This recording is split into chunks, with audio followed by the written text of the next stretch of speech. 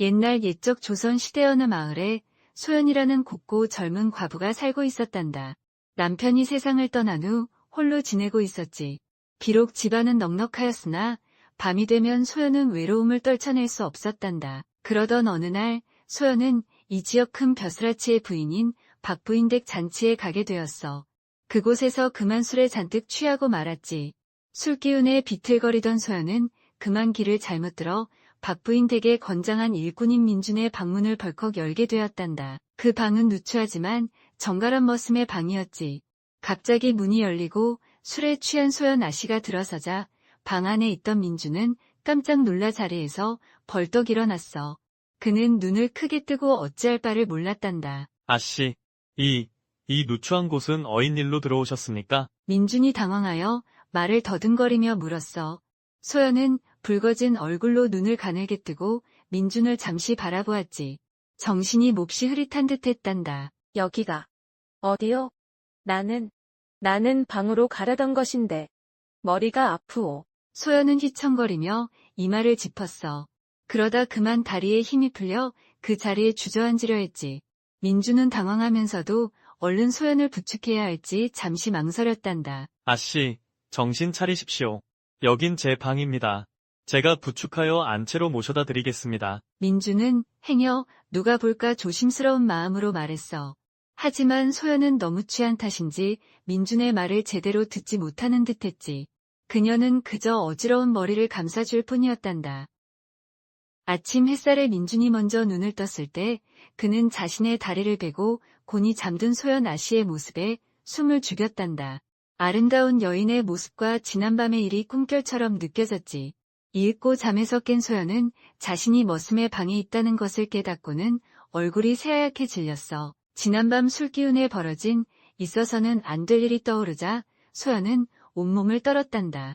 정신을 차린 그녀에게 가장 먼저 닥쳐온 것은 이루 말할 수 없는 공포였지. 이 일이 알려지면 모든 것이 끝장이라고 생각했어. 이를 어찌하면 좋단 말인가. 만약 이 일이 알려지기라도 한다면 나는 더 이상 살아갈 수가 없네. 소연은 울먹이며 다급하게 말했어. 양반 가문의 젊은 과부가 머슴과 밤을 보냈다는 소문은 그녀를 사회적으로 매장시킬 것이 분명했기 때문이지. 그녀는 절망감에 어찌할 바를 몰랐단다. 그런 소연을 보며 민준은 비록 놀랐지만 이내 그녀를 안심시키려 했어. 그는 소연의 고운 모습과 지난 밤의 은밀한 기억으로 이미 마음이 깊어진 상태였지. 그는 단호한 목소리로 약속했단다. 아씨, 너무 염려 마십시오. 간밤의 일은 저와 아씨, 오직 둘만의 비밀입니다. 제 목에 칼이 들어온다 하여도 저는 결코 입 밖에 내지 않을 것입니다. 민준의 진심 어린 약조의 소연은 겨우 한숨을 돌릴 수 있었어. 그 위험하고도 은밀했던 밤 이후 두 사람은 남들의 눈을 피해 밤이면 몰래 만나게 되었단다. 만남이 거듭될수록 신분과 처지를 뛰어넘은 그들의 감정은 점점 더 깊어져만 갔지. 민준과 소연의 은밀한 사랑이 깊어갈수록 박부인의 눈에는 민준의 달라진 모습이 선명하게 들어오기 시작했단다. 예전에는 그리도 빠릿빠릿하고 충직하던 녀석이 요즘 들어 자꾸만 넋을 놓고 있었지. 심부름을 시키면 건성으로 듣거나 귀한 그릇을 옮기다 와장창 깨뜨리는 일까지 벌어졌어. 심지어 아침이면 꾸벅꾸벅 졸기까지 하니 박부인의 미간에는 깊은 주름이 잡혔단다. 저놈 필시밤마다 계집질을 하고 다니는 게로구나. 괘씸한 것. 그녀는 혀를 차며 민준을 흘겨보았지. 더 이상 두고 볼 수 없다고 생각한 박부인은 집안 하인들 중에서도 가장 성질이 거칠고 힘이 장사인 태우를 부르기로 결심했어. 그날 오후 박부인은 자신의 거처로 태우를 조용히 불렀단다. 태우는 황소 같은 덩치에 험악한 인상을 가진 사내로 그가 나타나면 다른 하인들은 숨소리조차 죽일 정도였지. 묵직한 발걸음으로 방에 들어선 태우가 고개를 조아리자 박부인이 차가운 목소리로 입을 열었어. 태우야, 이리 가까이 와 앉거라. 내게 아주 은밀히 맡길 일이 생겼다. 예, 마님, 어떤 분부시든 소인, 목숨을 걸고 따르겠습니다. 태우는 충성을 맹세하듯 목소리를 낮추며 대답했어. 박부인은 못마땅한 표정으로 말을 이었지. 다른 것이 아니라 요즘 민준 녀석의 행실이 하도 수상쩍어서 그런다. 밤이면 밤마다 어디를 그리 쏘다니는지 대낮에는 꾸벅꾸벅 졸기나 하고 일은 제대로 하는 법이 없으니 내 속이 다 타들어가는구나. 내가 오늘 밤부터 그 녀석의 뒤를 그림자처럼 밟도록 해라. 그놈이 어디서 누구를 만나 대체 무슨 짓거리를 하고 다니는지 아주 작은 시로라기 하나까지 놓치지 말고 알아내야 한다. 내 말 알아듣겠느냐? 하하, 마님의 심기를 불편하게 하는 버러지 같은 놈이군요. 염려 마십시오. 당장 오늘 밤부터 그놈의 뒤를 밟아 오장육부까지 샅샅이 파헤쳐 마님께 보고 올리겠습니다. 혹 잡아다 족칠까요? 아니다. 섣불리 나서서 이를 그르치지 마라. 지금은 그저 조용히 동태만 살피고 알아낸 모든 것을 나에게만 와서 고해야 한다. 내 허락 없이는 절대 티를 내거나 경거망동해서는 아니 될 것이야. 예, 마님, 분부 깊이 새겨듣겠습니다.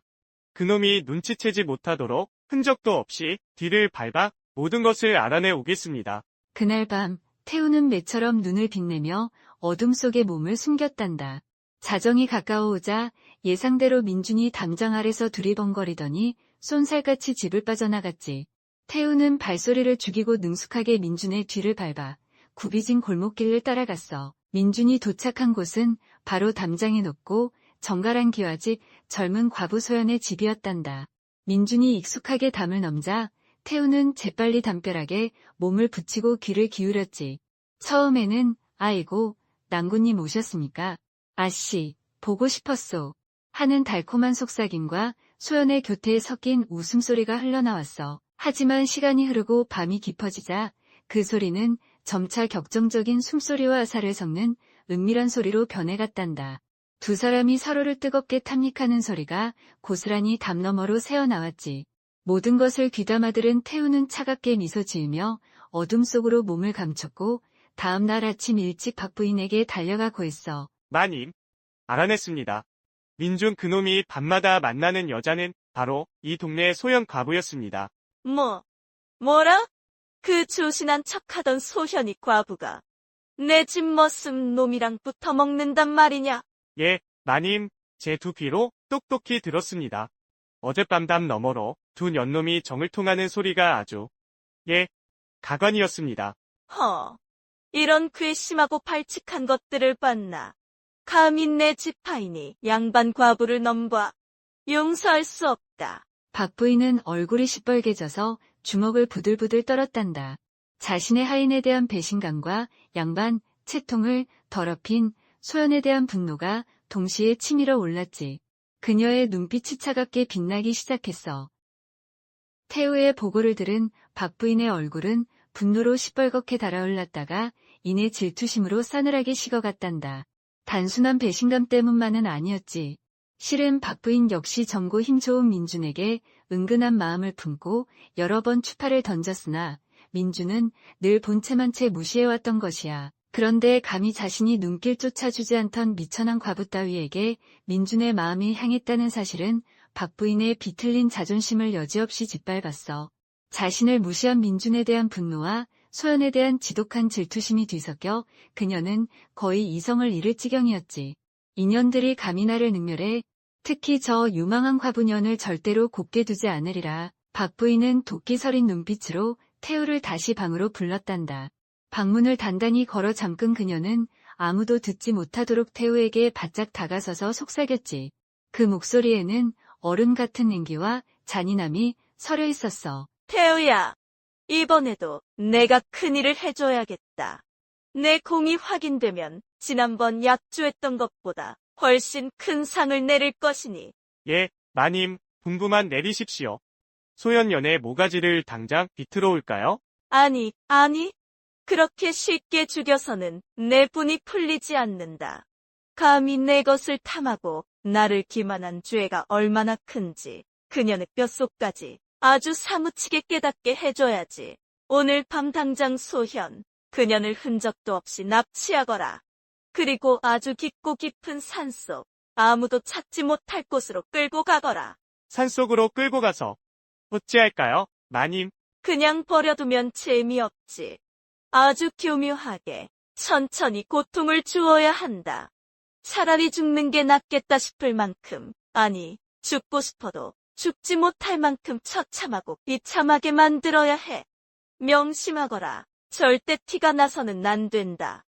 아주 감쪽같이 처리해야 해. 흐흐흐. 마님의 깊은 뜻을 알겠습니다. 마님의 심기를 거스른 죄, 이태우가 아주 톡톡히 치르게 해주겠습니다. 그년이 흘릴 눈물과 비명 소리가 벌써부터 귓가에 들리는 듯합니다. 그려. 상은 잊지 않으실 거죠? 물론이다. 내 속을 이리 시원하게 해주는데 어찌 상을 아끼겠느냐. 그러니 내 말대로 아주 깔끔하고 잔인하게 처리하거라. 태우는 만족스러운 듯 음흉한 미소를 지으며 고개를 깊이 숙이고 물러갔어. 박 부인은 홀로 남아 소연이 겪게 될 끔찍한 고통을 상상하며 입가에 잔인한 미소를 지었단다. 그녀의 질투심은 이미 악마의 속삭임이 되어 있었지. 그날 밤 박 부인의 잔인한 명령을 받은 태우는 칠흑 같은 어둠을 틈타 소연의 침소로 숨어들었단다. 곤히 잠들어 있던 소연은 순식간에 입이 틀어막히고 거친 손길에 의해 자루에 담겨졌지. 태우는 소연을 둘러매고 인적이 끊긴 깊고 깊은 산속 자신만이 아는 외딴 동굴로 향했어. 태우는 소연을 축축하고 어두운 동굴란 쪽 깊숙한 곳에 던져놓고 입구를 바위로 막았단다. 얼마 후 정신을 차린 소연은 눈앞의 끔찍한 현실의 비명을 삼켰지.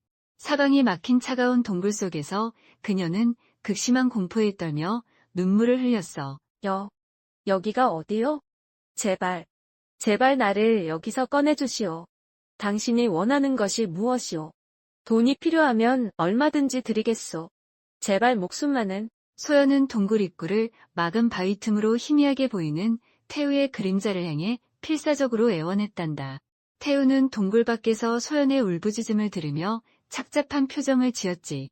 비록 겉모습은 험악하고 박 부인의 명령에 복종하고 있지만 그의 마음속 깊은 곳에서는 죄책감이 꿈틀거렸어. 그는 본래 악한 사람이 아니었지만 지긋지긋한 가난과 가족들의 생계 때문에 박 부인의 더러운 명령을 거역할 수 없었던 것이야. 잠시 후 태우는 한숨을 내쉬며 동굴 입구에 대고 낮은 목소리로 말했단다. 그의 목소리에는 동정심과 체념이 섞여 있었지. 아씨, 너무 울부짖지 마시오. 내가 좋아서 이러는 게 아니오. 마님의 명령이요. 박 부인께서 대체 왜 나에게 이런 짓을? 마님께서는 아씨께서 우리 집 머슴인 민준이를 깨어내어 홀렸다고 생각하시오. 마님의 노여움이 하늘을 찌를 듯하니 나로서도 어쩔 도리가 없었소. 이것이 마님의 진노를 피하고 아씨의 목숨이라도 부지할 수 있는 유일한 방도였소.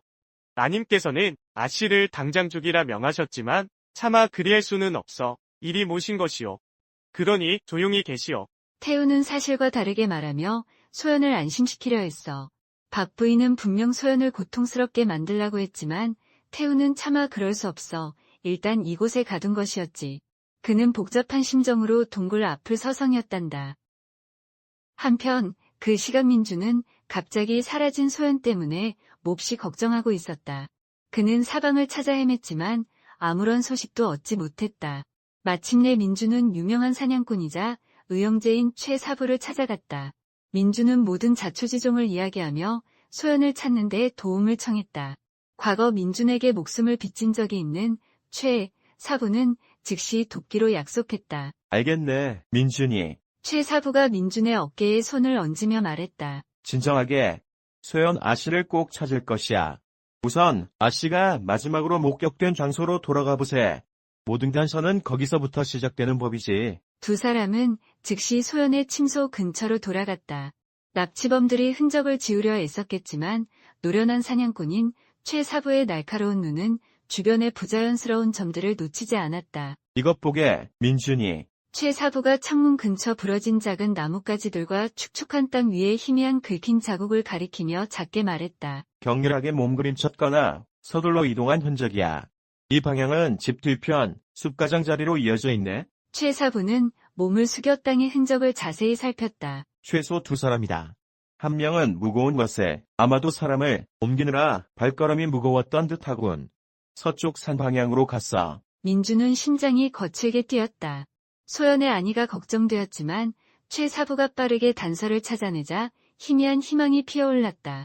그는 주먹을 불끈 쥐고 어두운 숲 쪽을 결연히 바라보았다. 민준이 다급하게 말했다. 가시지요, 사부님. 가세. 날이 완전히 어두워지고 흔적이 사라지기 전에 서둘러야 하네. 걱정과 결의에 찬 민준과 노련하고 침착한 최사부, 두 사람은 최사부가 발견한 희미한 단서들을 따라 깊은 숲속으로 빠르게 발걸음을 옮겼다. 소연을 미지의 감금 장소에서 구출하기 위한 힘겨운 수색이 시작된 것이다. 한편 그 숲속 깊은 곳 어딘가에서 소연은 여전히 어둡고 축축한 동굴 속에서 두려움과 추위에 떨고 있었다. 태우는 매일 소연에게 음식과 물을 가져다 주었다. 처음에는 마지못해 명령을 따르는 마음과 약간의 동정심뿐이었지만 접촉이 잦아지면서 태우의 생각은 점차 바뀌어 갔다. 그는 더 이상 소연을 박마님의 말처럼 민준을 유혹한 요녀로 보지 않았다. 대신 어려운 상황 속에서도 드러나는 그녀의 선량함과 부드러움, 순수한 영혼의 아름다움을 발견했다.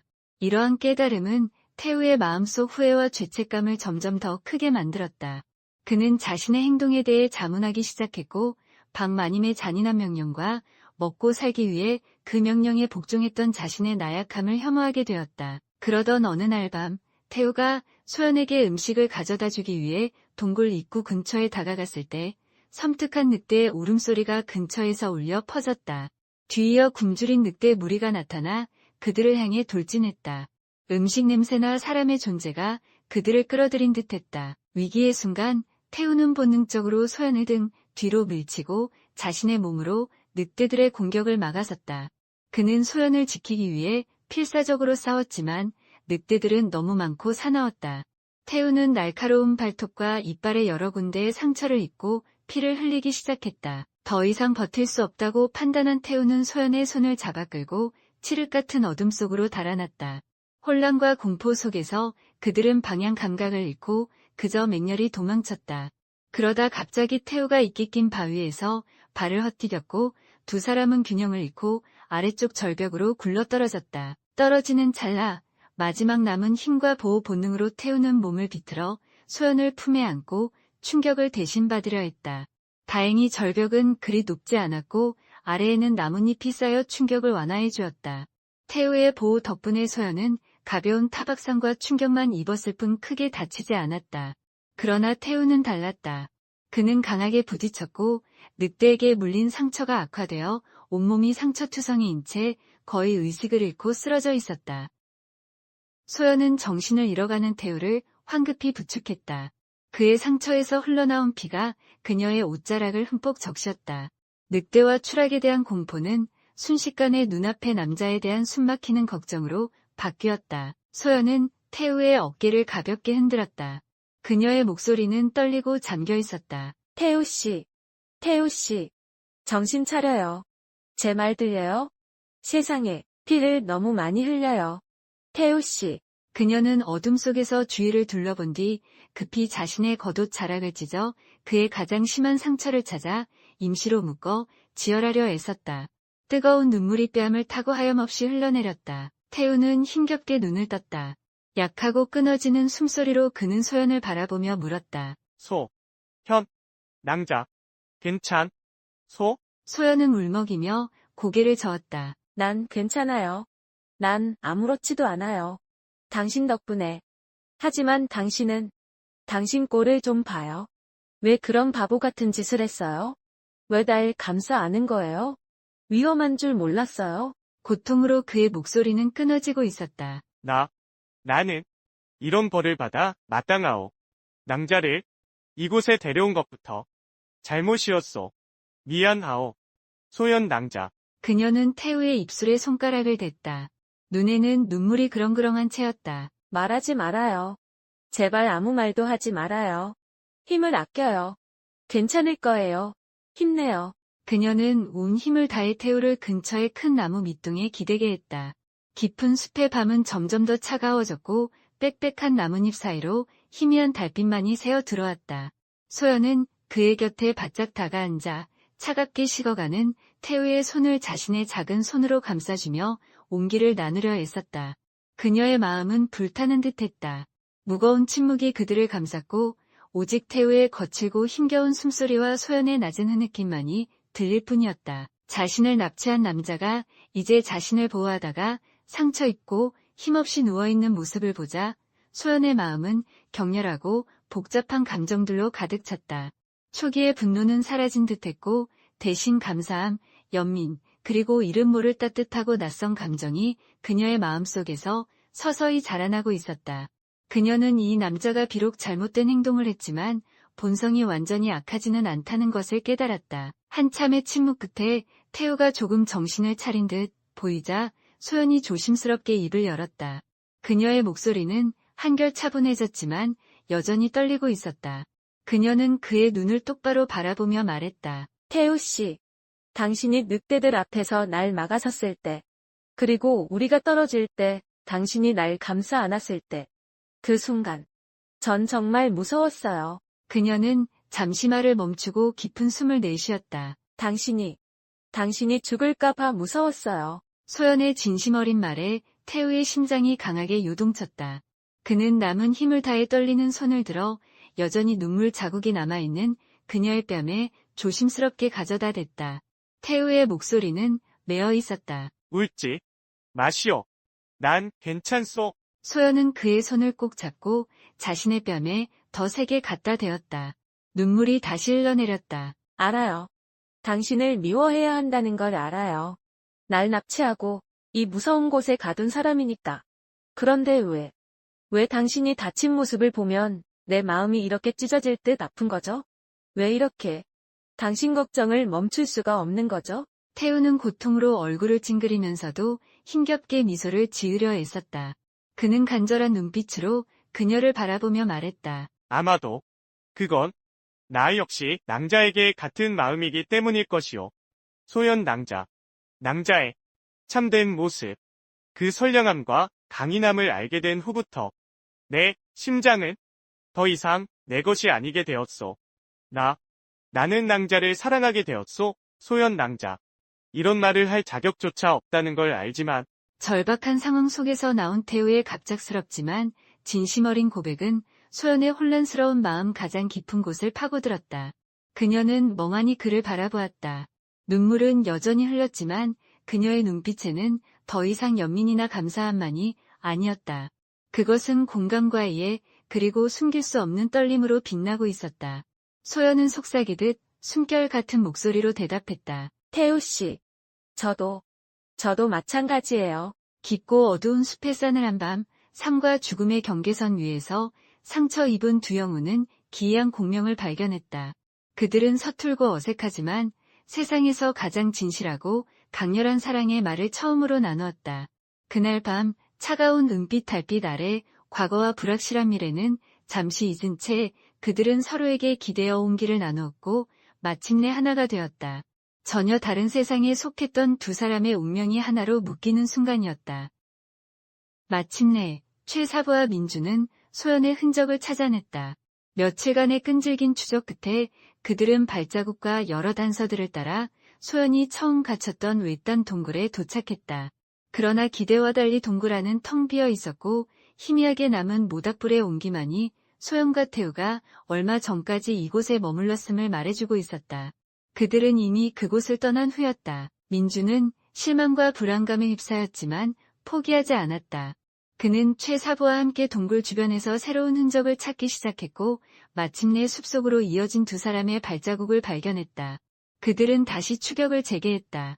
그리고 마침내 더 깊은 숲속 작은 개울가 근처에서 힘겹게 걸음을 옮기고 있는 소연과 그녀에게 부축받고 있는 태우를 발견했다. 부상을 입은 태우의 곁에 바짝 붙어 그를 걱정스럽게 돌보는 소연의 모습을 본 순간 민준의 눈에는 참을 수 없는 분노와 배신감이 불타올랐다. 그는 이성을 잃고 고함치며 태우에게 달려들었다. 내 이놈, 태우. 감히 어느 안전이라고 소현아 씨 곁에 있는 것이냐? 민주는 인정사정 없이 태우에게 주먹을 날렸다. 비록 밤사이 늑대와의 싸움과 추락으로 중상을 입은 상태였지만 태우는 이를 악물고 민준의 공격을 막아내려 애썼다. 하지만 민준의 분노 서린 공격은 맹렬했고 부상으로 몸을 제대로 가눌 수 없었던 태우는 속수무책으로 당할 수밖에 없었다. 민준이 쓰러진 태우에게 마지막 결정타를 날리려는 바로 그 순간 소연이 비명과 함께 달려들어 태우의 앞을 가로막고 나섰다. 그녀는 두 팔을 활짝 벌려 자신의 몸으로 태우를 감싸 안으며 보호했다. 소연은 자신을 노려보는 민준의 충격받은 눈을 똑바로 마주하며 단호하고 떨리는 목소리로 외쳤다. 그만하세요. 민준 씨. 제발 멈춰요. 태우 씨는 절 납치했지만 동시에 제 목숨을 구해줬어요. 늑대들로부터, 그리고 절벽에서 떨어질 때도 이 사람이 절 지켜줬단 말이에요. 이제 이 사람은 제가 사랑하는 사람이에요. 소연의 충격적인 선언에 민준은 마치 망치로 머리를 맞은 듯 휘두르려던 주먹을 허공에 멈춘 채 그 자리에 얼어붙었다. 그의 눈에는 믿을 수 없다는 경악과 함께 깊은 상처와 절망감이 어려 있었다. 최 사부 역시 놀란 표정으로 이 예상치 못한 상황을 지켜보고 있었다. 민준이 충격으로 굳어버린 채 망연자실 서 있는 동안 소연은 숨을 몰아쉬며 간신히 평정을 찾으려 애썼다. 그녀는 여전히 자신의 몸으로 태우를 감싸 안은 채 민준을 정면으로 마주보며 단호하게 다시 입을 열었다. 민준 씨. 제발 제 얘기를 들어주세요. 이 모든 일에 대해 제가 다 설명할게요.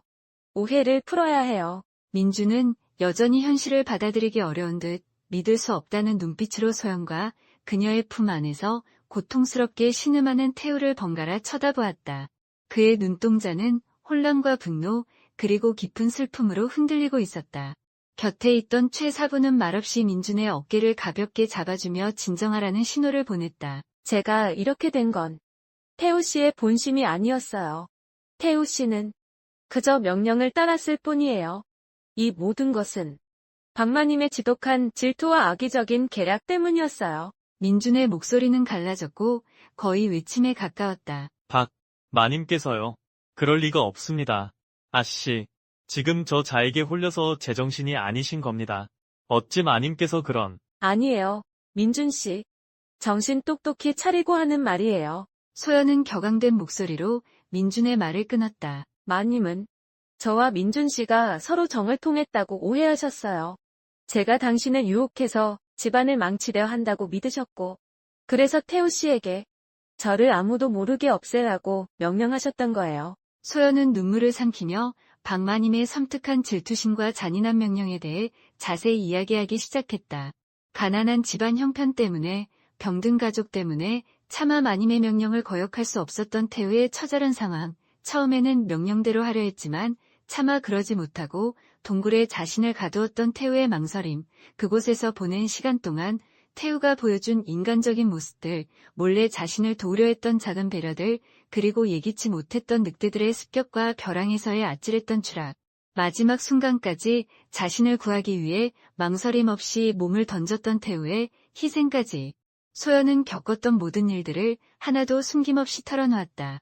그녀의 목소리는 박마님을 향한 분노와 겪었던 공포로 때때로 격하게 떨렸지만 태우의 희생을 이야기할 때만큼은 목소리에 진심 어린 감사함과 깊은 애정이 묻어났다. 보세요, 민준 씨. 태우 씨는 분명 마님의 명령대로 저를 죽일 수도 있었어요. 하지만 그러지 않았어요. 오히려 늑대떼 앞에서도, 그리고 이 높은 절벽에서 떨어질 때도 자신의 목숨을 걸고 저를 구했어요. 온몸에 난 이 끔찍한 상처들이 바로 그 증거예요. 이 사람이 아니었다면 저는 이미 이 세상 사람이 아니었을 거예요. 소연의 절절한 이야기가 이어지는 동안 민준의 얼굴은 극심한 고통과 배신감, 그리고 혼란으로 점점 더 심하게 일그러져 갔다. 자신이 그토록 충성을 다하고 존경했던 마님의 추악한 이명과 잔인한 진실, 그리고 목숨처럼 아끼고 사랑했던 여인이 자신을 납치하고 위협했던 남자에게 연정을 품게 되었다는 믿기 힘든 현실은 그의 심장을 갈갈이 찢어놓는 듯했다. 그는 피가 나도록 주먹을 불끈 쥐었지만 소연의 눈물 어린 호소와 그녀가 제시하는 증거들 앞에서 차마 아무런 말도 할 수 없었다. 민주는 땅이 꺼져라 한숨을 내쉬며 괴로운 듯 신음했다. 어찌하여 일이 이 지경까지... 최 사부는 민준의 어깨를 다독이며 낮은 목소리로 말했다. 민준아, 때로는 진실이 받아들이기 가장 힘든 법이지.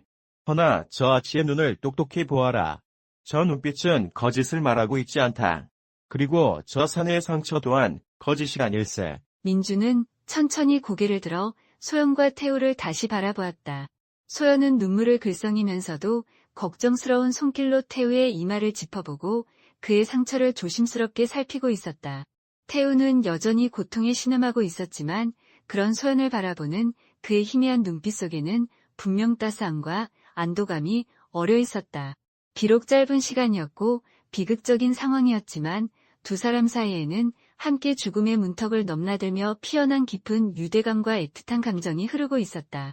그것은 민준이 감히 비집고 들어갈 수 없는 견고하고 투명한 감정의 벽처럼 느껴졌다. 민준은 오랫동안, 아주 오랫동안 그들을 말없이 바라보았다. 그의 가슴 속에서는 여전히 분노와 슬픔, 배신감과 사랑이 뒤엉켜 폭풍처럼 휘몰아치고 있었다. 하지만 소연의 간절한 눈물과 태우의 깊은 상처, 그리고 무엇보다 두 사람 사이에 흐르는 부정할 수 없는 진실한 감정을 외면할 수는 없었다. 그는 깨달았다. 자신이 그토록 지키고 싶었고 당연히 자신에게 돌아올 것이라 믿었던 소연이 이제는 다른 사람에게서 위안과 사랑을 찾았다는 것을, 그리고 그 사랑이 비록 시작은 잘못되었을지언정 진심이라는 것을. 깊은, 아주 깊은 한숨이 그의 터져 나올 듯한 가슴에서 흘러나왔다. 그는 천천히, 아주 천천히 피가 배어나오도록 꽉 쥐었던 주먹을 폈다. 너무나 고통스러웠지만 이것이 자신이 사랑했던 여인을 위해 할 수 있는 마지막 배려이자 유일한 선택임을 그는 직감했다. 민주는 땅바닥을 향해 고개를 떨구었다. 낮고 힘겹게, 그러나 모든 것을 체념한 듯한 목소리로 그가 말했다. 알겠습니다. 아씨의 말씀이 모두 사실이라면. 그리고 아씨께서 저 자와 함께하는 것이 진정 행복하시다면 저는 더 이상 아무 말도 않겠습니다. 그걸로 된 것이겠지요. 그의 목소리에는 억누를 수 없는 깊은 슬픔과 처절한 체념이 뒤섞여 있었다. 그는 더 이상 태우에게 저기를 드러내지 않았고 소연에게서 천천히 한 걸음 뒤로 물러섰다. 그것은 사랑의 끝이자 잔인한 현실에 대한 그의 항복 선언과도 같았다. 민준의 체념 어린 승낙에 소연은 눈물을 흘리며 고개를 숙였다. 태우 역시 복잡한 신경과 미안함이 뒤섞인 눈빛으로 민준을 바라보았다. 짧지만 강렬했던 그들의 만남은 그렇게 아프고 시린 이별을 예고하고 있었다. 최 사부는 더 이상 자신이 할 일은 없다는 듯 말없이 민준의 등을 두어 번 두드려주고 먼저 숲을 빠져나갔다. 그 후 모든 진실이 밝혀지고 민준의 암묵적인 허락을 얻은 소연과 태우는 함께 이 마을을 영원히 떠나기로 결심했다. 과거의 깊은 상처와 슬픔을 모두 묻어버리고 아무도 그들의 과거를 알지 못하는 아주 먼 곳으로 가서 새로운 삶을 시작하기로 굳게 약속한 것이다. 태우의 몸에 난 상처들이 어느 정도 아물기를 기다린 후 두 사람은 서로의 손을 굳게 잡고 새벽 안개를 틈타 조용히 그곳을 떠났다. 먼 타양, 낯선 땅에서 그들은 마침내 정식으로 부부의 연을 맺었다. 서로를 깊이 아끼고 의지하며 비록 풍족하지는 않았지만 누구보다 진실하고 소박한 행복을 가꾸며 살아갔다. 혹독한 시련과 역경 속에서 기적처럼 피어난 그들의 사랑은 세상 그 어떤 사랑보다 단단하고 아름다웠다. 한편 깊은 슬픔과 상실감을 안고 홀로 마을로 돌아온 민주는 곧장 박마님의 처소를 향했다. 그는 더 이상 과거의 어수룩한 머슴이 아니었다. 그는 박마님과 대면하여 소연에게 들었던 모든 끔찍한 진실, 마님의 추악한 질투심과 뒤틀린 음모, 그리고 태우에게 내렸던 잔인하고 비정한 명령들을 모두 쏟아내며 그녀의 죄를 엄중히 추궁했다. 처음에는 당황하며 완강히 부인하려던 박마님도 민준의 확신에 찬 태도와 그가 들이미는 여러 정황 증거들 앞에서 결국 자신의 모든 악행을 시인할 수밖에 없었다. 박마님의 파렴치하고 악독한 행위는 결국 온 마을에 알려지게 되었다. 양반 가문의 부인이라는 체면과 명예는 땅에 떨어졌고 그녀는 평생 동안 사람들의 차가운 시선과 끊임없는 손가락질, 그리고 경멸 속에서 살아야 했다. 그녀가 쌓아 올렸던 모든 부와 권세는 신기루처럼 사라졌고 결국 아무도 찾지 않는 텅 빈 집에서 외롭고 비참한 말년을 보내야만 했다. 그녀가 저지른 악행의 대가는 그토록 혹독하고 철저했다. 며칠 후 최 사부는 산에서 내려왔다. 그의 어깨에는 그날 밤 소연과 태우를 공격했던 거대한 늑대의 가죽이 걸려 있었다. 그것은 그의 녹슬지 않은 뛰어난 사냥 솜씨를 보여주는 자랑스러운 전리품이었고, 동시에 그 깊은 숲속에서 벌어졌던 모든 비극과 사랑의 시작을 묵묵히 지켜본 조용한 증인이기도 했다. 민주는 그 후로도 오랫동안 그 마을에 머물렀지만 예전처럼 밝고 활기찬 모습은 다시는 찾아볼 수 없었다. 그는 그림자처럼 조용히 살아가며 가슴속 가장 깊은 곳에 첫사랑의 아리고 시린 기억과 이루지 못한 사랑의 슬픔을 평생 동안 무덤처럼 안고 살아가야만 했다. 그의 빛나던 젊은 날의 사랑은 그렇게 애틋하고 아련한 미완성으로 시간 속에 영원히 남게 되었다.